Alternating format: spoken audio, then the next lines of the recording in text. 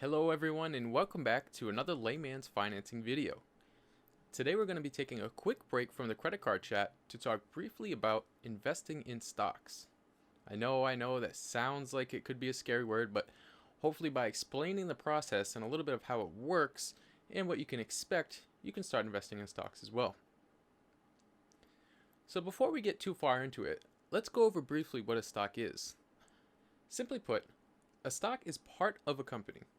Actually, it's part ownership of a company. When you purchase a stock of Apple, it's also commonly referred to as a share, you technically own that part of Apple.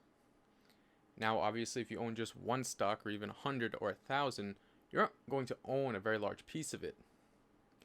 Apple has something along the lines of like 5 billion total stocks. However, for simplicity's sake, you do own a very small part of the company and its value. If you own enough stocks in a company, you also have voting power within it, but that's going to be beyond the scope of this video. Generally, the idea of stocks is to buy low and sell high. If you feel like the valuation of the company is going to go up, you purchase the stock, wait for it to go up, and then sell your piece of the company for a profit. And that's all there really is to it. Now let's go over usually how that process works. Normally, you would create an account with a stockbroker. You've probably heard of one of them before. Think Scottrade, Fidelity, E-Trade. E-Trade's the one with that funny talking baby. You move your money into your stockbroker account. You then hopefully make a wise stock purchase decision and make the trade on the website and pay the broker a trading fee. Generally, this is anywhere from a couple of dollars all the way up to upwards of 100, depending on if you sought financial advice or not from your stockbroker on which stock to purchase. You then wait X amount of time, and hopefully in that time, your stock price has gone up. You then sell your stock. The broker takes another trading fee, and then hopefully you can make your profit. And then again, that's all there is to it. The concept itself is relatively simple, but my biggest issue with trading was it was always tough to start and test the waters because of those trading fees. I hated knowing that I need a rather large sum of money before I could test trading to make it even worthwhile. Luckily, there's a few companies that have stepped up to address this and have really made the whole process seem much less corporate and more appealing to the masses.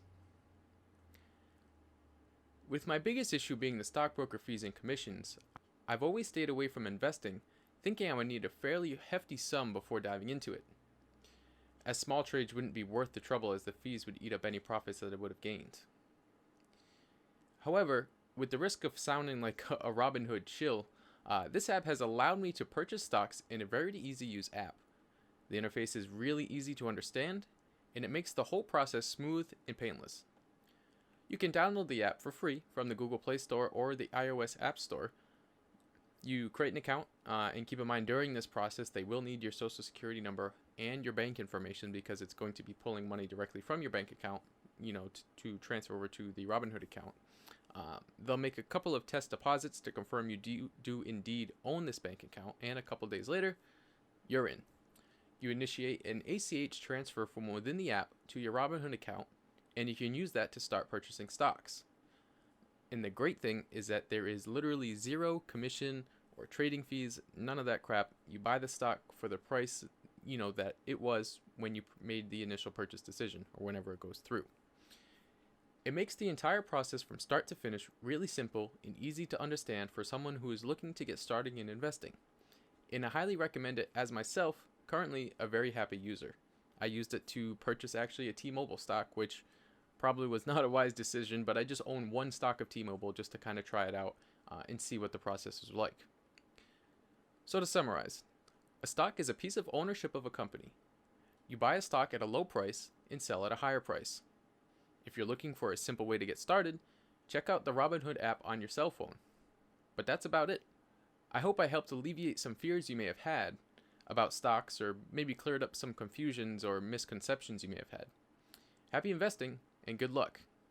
And as always, if you have any questions or comments, feel free to leave a comment below or email me directly at laymansfinancing@gmail.com. I would be happy to expand on any topics I cover in my videos or any other finance topics in general.